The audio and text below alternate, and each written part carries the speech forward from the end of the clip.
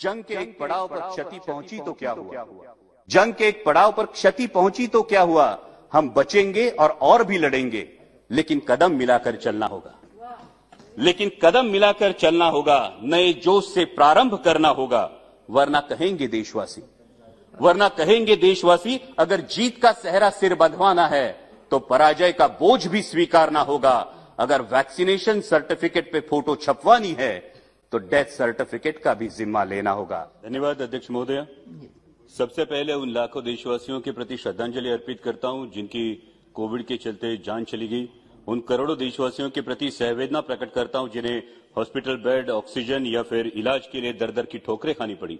और उन तमाम डॉक्टर्स, पैरामेडिकल स्टाफ, सफाई कर्मचारी और आशा वर्कर्स के प्रति कृतज्ञता व्यक्त करता हूं जिन्होंने इस संकट का डटकर मुकाबला किया। हम सब जानते हैं कि पूरे विश्व के साथ देश पर भी ओमिक्रॉन वेरिएंट का खतरा मंडरा रहा है और इसीलिए राजनीति से परे होकर हमें हमारे कोविड रिस्पांस का तटस्थ परीक्षण करना अत्यावश्यक है। हमने शुरू से ही इसे कोरोना के खिलाफ जंग कहा है और उसी दृष्टिकोण से यह परीक्षण करने का मैं प्रयास करूंगा। कोई भी जंग जीतने के लिए कुछ नियमों का पालन होना अत्यावश्यक होता है। जंग का पहला नियम है वो अपनी रणनीति तय होना। तो हमारी रणनीति क्या है? क्या हम इन्फेक्शन कंट्रोल करना चाहते हैं या हम डेथ्स कंट्रोल करना चाहते हैं या फिर दोनों? क्योंकि किसी भी पैंडेमिक में इन्फेक्शन कंट्रोल करना मुश्किल होता है और शुरुआती जो कदम उठाए जाते हैं उस पर यह बात बड़े पैमाने पर निर्भर होती है और इसीलिए इंटरनेशनल फ्लाइट्स पर रोक, विदेश से आने वाले यात्रियों की स्क्रीनिंग के साथ ही जरूरी है कि जो कोविड पॉजिटिव पाए गए हैं उनका जीनोम सीक्वेंसिंग किया जाए और डेथ कंट्रोल करने के लिए अर्ली डायग्नोसिस और प्रॉम्प्ट ट्रीटमेंट जरूरी है, जिसके लिए ब्लॉक या तहसील लेवल तक आरटीपीसीआर की लैब की सुविधा और टर्शरी केयर सिस्टम होना जरूरी है। जंग का दूसरा नियम होता है सेनापति का डटकर मैदान में खड़ा रहना। माननीय प्रधानमंत्री जी के नेतृत्व में हम ये जंग लड़ रहे हैं, तो मैं उम्मीद करता हूं कि आने वाले कुछ स्टेट इलेक्शन के बावजूद भी हमारे सेनापति कोरोना के मैदानी जंग में हमें डटकर खड़े दिखाई दे, न कि इलेक्शन रैलीज में। जंग का तीसरा नियम होता है a leader should lead by his own example. जब माननीय प्रधानमंत्री जी 17 अप्रैल को पश्चिम बंगाल में एक चुनावी रैली को संबोधित कर रहे थे, अध्यक्ष महोदय, उस दिन अपने देश में 2,61,000 केसेस पाए गए थे और माननीय प्रधानमंत्री जी की मौजूदगी में सोशल डिस्टेंसिंग और कोविड अप्रोप्रिएट बिहेवियर के धज्जियां उड़ते हुए पूरा देश टेलीविजन के माध्यम से देख रहा था। हमें सावधानी बरतनी होगी कि यह आलम दोहराया ना जाए।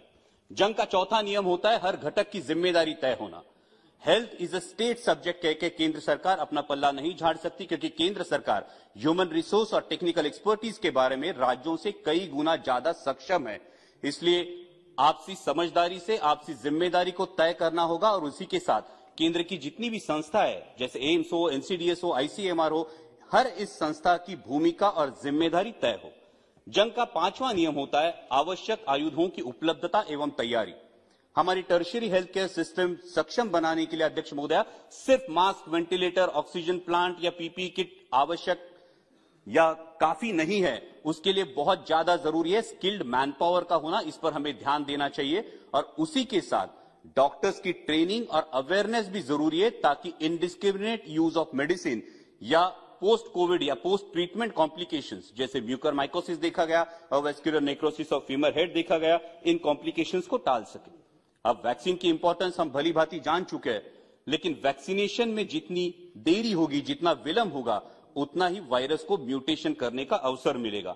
और अध्यक्ष महोदय, ये बात मैं गौरव के साथ बताना चाहता हूं कि कोविशील्ड का उत्पादन करने वाली जो सीरम इंस्टीट्यूट ऑफ इंडिया, ये जो कंपनी है, ये मेरे चुनाव क्षेत्र में और सबसे ज्यादा वैक्सीनेशन का परसेंटेज जहां देखा गया है वो हड़पसर विधानसभा क्षेत्र भी मेरे चुनाव क्षेत्र में। इसके बावजूद हम हमारे जगदम्ब प्रतिष्ठान के माध्यम से गवर्नमेंट की वैक्सीन छोड़कर भी 5 लाख नागरिकों का वैक्सीनेशन सीएसआर की मदद से हमारे चुनाव क्षेत्र में कर रहे हैं। लेकिन मैं आपके माध्यम से मंत्री जी से सवाल पूछना चाहूंगा कि इस वैक्सीनेशन के बारे में कुछ सवाल अभी भी जहन में है।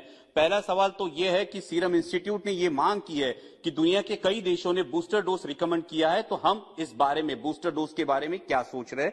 दूसरी बात यह है कि कोविशील्ड लगने में जो अंतर है वो 84 डेज का अंतर है, क्या हम ये अंतर कम करके वैक्सीनेशन का दायरा बढ़ा सकते हैं। तीसरा क्वेश्चन है कि बच्चों में वैक्सीनेशन का क्या स्टेटस है। और जंग का छठा नियम होता है जो बहादुरी दिखाते हैं उनकी सराहना करना। मैं माननीय प्रधानमंत्री जी की, माननीय स्वास्थ्य मंत्री जी की सराहना करता हूं और उसी के साथ हम सब जानते हैं कि महाराष्ट्र बहुत बुरी तरह से आहत था, लेकिन महाराष्ट्र के मुख्यमंत्री माननीय उद्धव जी ठाकरे, डीसीएम माननीय अजीतदादा पवार और स्वास्थ्य मंत्री राजेश जी टोपे ने जो काम कर दिखाया है वो काबिले तारीफ है। और इसी के साथ कुछ प्रशासकीय अधिकारी जैसे हमारे औरंगाबाद तथा संभाजी नगर के म्युनिसिपल कमिश्नर आस्तिक कुमार पांडे ने सुपर स्प्रेडर स्क्रीनिंग से लेकर स्मार्ट एम्बुलेंस तक कई ऐसे कदम उठाए जिनको देश भर में दोहराया गया। हमारे मुंबई के कमिश्नर इकबाल सिंह चहल ने मुंबई की पॉपुलेशन डेंसिटी और केस लोड को मद्देनजर रखते हुए भी अध्यक्ष महोदया ऑक्सीजन की बिल्कुल किल्लत महसूस नहीं होने दी और एक सक्षम पब्लिक हेल्थ सिस्टम क्या होता है इसका उदाहरण पेश किया। हमारे पूना के डिविजनल कमिश्नर सौरभ राव ने प्रोएक्टिव मेजर्स लेके ड्रग्स और ऑक्सीजन की ऐसी उपलब्धता कराई कि आसमान को छूने वाला डेथ रेट उन्होंने बहुत अच्छी तरीके से कंट्रोल किया। इन सभी प्रशासकीय अधिकारियों, इन जैसे सभी प्रशासकीय अधिकारियों की मैं सराहना करना चाहूंगा। और सातवां और आखिरी नियम जंग का होता है जंग के अप्रत्यक्ष जो परिणाम है उनका ख्याल करना। जैसा हमने देखा कि कोरोना के चलते कई कंपनियां, कारोबार ठप हो गए। अभी आंकड़े सामने आए कि 20,000 कारोबारियों ने अपनी जान दे दी। कई कंपनियों ने अपने एम्प्लॉयज में कटौती की है। उनके भविष्य के बारे में हमें सोचना होगा। इस दौरान बैंकों ने ईएमआई में आम आदमी को कोई सहूलियत नहीं दी। अगर दोबारा ऐसे संकट का सामना करना पड़े तो इस बारे में सर्वांगीण विचार करना होगा।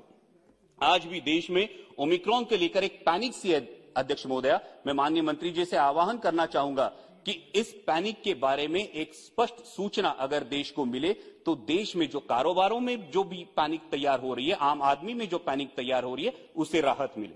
और एक गौरव की बात मैं बताना चाहूंगा कि हमारी फ्लोर लीडर सुप्रिया जी सूले की अगुवाई में महाराष्ट्र में जिन बच्चों के माता पिता कोरोना में गुजर गए, उन अनाथ बच्चों के लिए राष्ट्रवादी कांग्रेस पार्टी की तरफ से राष्ट्रवादी जिवलक करके अभियान चलाया जा रहा है। मैं केंद्र सरकार से दरख्वास्त करूंगा कि इस अभियान को अनाथ बच्चों के लिए देश स्तर पर अवलंब करें। और अंत में अध्यक्ष महोदय इतना ही कहूंगा, जंग के एक पड़ाव पर क्षति पहुंची तो क्या हुआ, जंग के एक पड़ाव पर क्षति पहुंची तो क्या हुआ, हम बचेंगे और भी लड़ेंगे, लेकिन कदम मिलाकर चलना होगा।